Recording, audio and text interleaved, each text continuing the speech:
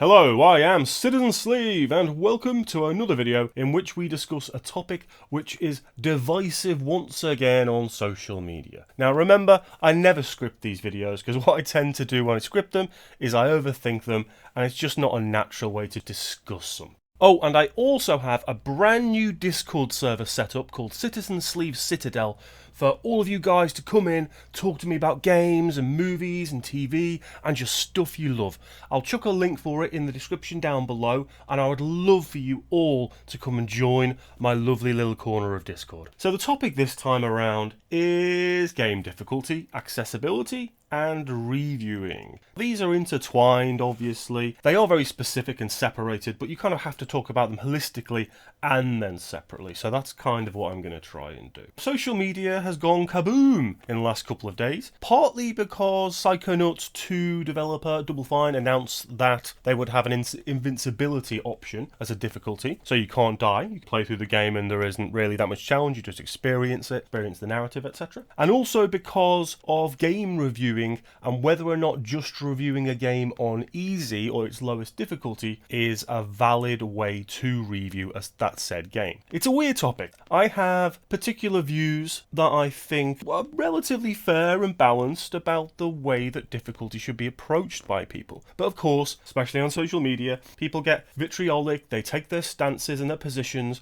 and they dig into them, as we mentioned last time when I discussed the ever-raging console wars. So a little bit of background context first. I am an 80s kid. I'm in my 40s. I first played on the NES and ZX Spectrum era, and we had games like Pac-Man, Ninja Gaiden, Paperboy, Manic Miner, Ghosts and Goblins, and R-Type. And all these games were really bloody hard. But they were bloody hard because of that arcade mentality. The whole idea of really brutally difficult games that you would die lots in, so you put more money in, more quarters in, and you would go back to.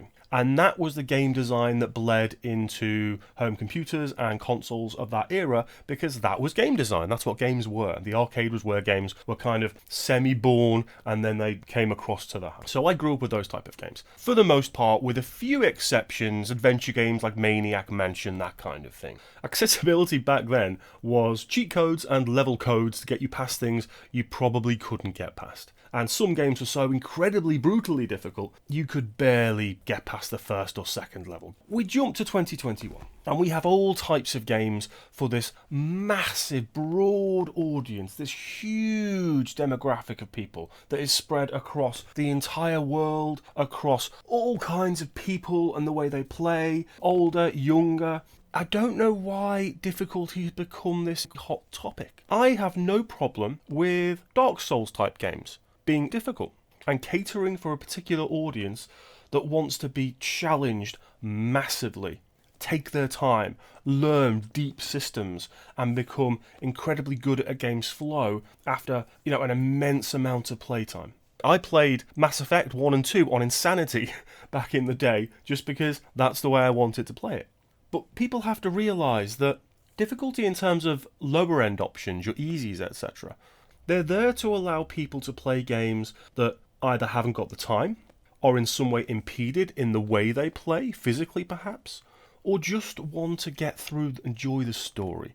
Now, some people would argue, is that really playing a game then? Well, yeah, of course it is. A really great example of an easy difficulty option in a video game is Deus Ex Human Revolution's Tell Me a Story difficulty mode, which in essence removes all the difficulty in terms of mechanics and the combat and the stealth, and instead focuses on the getting the player through the story so they can experience the narrative as best as they can. Imagine having a kickabout playing football with your friends in the park. That's not an actual football match. You're just enjoying yourself. So difficulty is really important depending on the context in which it's placed. A good example of this is something like Dead Space, okay? Now Dead Space is all about pleasurable tension via its narrative and its level design, lighting, sound, necromorph, designs and animation, all this stuff. And if you play it on a low difficulty, there's not a huge sense of player vulnerability and danger. And that's kind of a key convention in the survival horror genre. But if you're a gamer who can't play games very well, or is perhaps on the younger side, or you just haven't got a lot of time, and you like the idea of looking at the game's graphics, the aesthetic, enjoying the characters, moving through the cutscenes and enjoying that narrative, then why shouldn't there be an easier difficulty to allow players to experience that? Take a game like Halo. That has these really cool open adaptive confrontations, right? Where the AI will put you under pressure and mix and match what they do and work kind of in conjunction. Now, on an easier difficulty, that is lessened. Enemies become less challenging and kind of just, you move through, you kill them, and you get to the next cutscene. Yes, some gamers will want to be challenged, and games usually are designed for those middle difficulties. That's the sweet spot, so medium and hard. Once you start getting up to the extremely hard difficulties, like Insanity, or the very easy, you're separating that. So easy, obviously the AI is never going to be as pressurizing or as complex, and at the very hard levels, often it's just higher health bars, it's more bullet spongy stuff. So the sweet spot is really where the developer makes sure the game works as well as it possibly can. I play most games on medium or hard, depending on the game. Sometimes I find medium is too easy, so I'll chuck it onto the hard level. I'll very rarely now go to the hardest of hard levels, because usually you get parts of the game which you get sticky in. It's difficult to get past, and I don't want to spend hours upon hours upon hours trying to get past a single part of a game. On the other hand, I don't want a game to be incredibly easy either. But I've been playing games a long time. I understand systems in complex games and how they work. So a very, very easy game for me, I'm just going to breeze through, and I maybe won't enjoy it as much. But again, does that matter to me if a game has an easy option? No, of course not. I want as many people to enjoy my it's more than a hobby, my fundamental life thing that I love to do, as much as they possibly can. My brother has a young son. He's been playing games for quite a while now, and he started out playing very easy games. Lego co-op, for instance, easy platformers. As he started to understand systems in games and started playing more 3D games, and he started getting better at shooters, for instance, stuff like Fortnite, he's become more adept at dealing with more difficult situations in games. But also you have to think about people who haven't got a lot of time. People have got families, they've got jobs, they have to do things in that real world place that we go to now and again. And if you just want to experience the game, you love a fantasy RPG, or you love science fiction, or you love horror, but you haven't got the time to be spending 30, 40, 50, 100 hours on a particular game, why shouldn't you be allowed to just drop it to a lower difficulty and breeze through it to your heart's content? I don't see the problem with any of this. I also don't see the problem in having games which are brutally hard, as I mentioned. Not just the Dark Souls games, but you've got things like Cuphead, Super Meat Boy, The Witness, XCOM 2, Dead Cells, and Darkest Dungeon, which are some modern examples of really bloody difficult games. I'm bad at them. I'm not great at Cuphead at all, but I don't mind that it exists. Let's jump into the accessibility part. So we talked about difficulty. Games are designed the way they're designed. Some designers design games to be very difficult, to challenge you as much as they can in a given genre. Some games are designed to be easy, to allow the broadest possible audience to engage with that particular game. Now, the accessibility part is important because it allows people who might never be able otherwise to play a particular game to access it. It did never used to be like this. There were difficulty in games after a while, and slowly but surely it's become a more common thing to allow people to play the way they want to play. But it's a lot more than that. As I mentioned, you've got people who are physically impeded. You've got people who are not very good, at Twitch-based games. You have people who might have arthritis or other forms of degenerative diseases. And not having easier difficulties doesn't allow them to play those games. Now again, I've got no problem at all in top-end difficult games and curve of difficulties being harsh for players out there in regard to some types of games. That's fine. Allow that to exist. But on the flip side, why not then have as many other games as possible have the easier difficulty options to make them more inclusive and make as many people be able to play them as possible. So I think accessibility is incredibly important for gaming. Now let's chuck in the reviewing part. This is interesting because I've reviewed games before. Invariably, I'll try to play the game through on its medium or hard difficulties, as I said, my kind of sweet spot, and I'll try easy and hardest, or insanity, just to get a flavour of what that involves, what's lessened in difficulty and what's raised in difficulty because of those particular curves. A good reviewer for this is obviously ACG Carrick, because he tests a game on every difficulty, and he will try to find exactly what those inherent differences are in the difficulty options. And I think this is really important to give the broad audience, your average gamer as it were, the best possible understanding of what difficulty they're probably going to want to play a game on. As I said before, sometimes I'll play on medium and I'll find it incredibly easy, so I'll jump up to hard. Sometimes I'll start on hard and it'll be brutal and I'll go, whoa, this is too much. I don't think I've got the time to get through this on this difficulty, so I'll drop down to medium. Even sometimes I get to a sticking point in a game. You know, if it takes me more than a day or two, come on now, I'm usually going to drop down.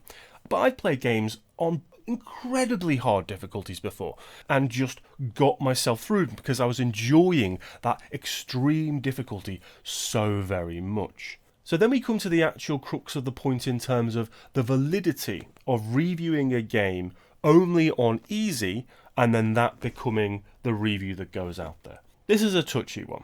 I think you're perfectly valid in putting out a review if you've only completed the game on easy, if you make it absolutely clear that's what you've done and you haven't touched the other difficulties, if it's more of a niche review for particular groups of gamers who will probably only be playing the game on the easy difficulty. However, if you're an outlet or a reviewer who's reviewing games for the broad majority of gamers, almost every gamer, then I think you owe it to yourself and your audience to make sure that you're reviewing that game probably on medium and hard and trying out the other two difficulties, so all 4 or all 3 difficulty options, so that you can provide the gamer with as much information about the differentiation of those difficulties as you possibly can, so they can make a more informed choice about that game. If you're reviewing Sekiro, you're not going to be able to review any difficulty level apart from the one that is there,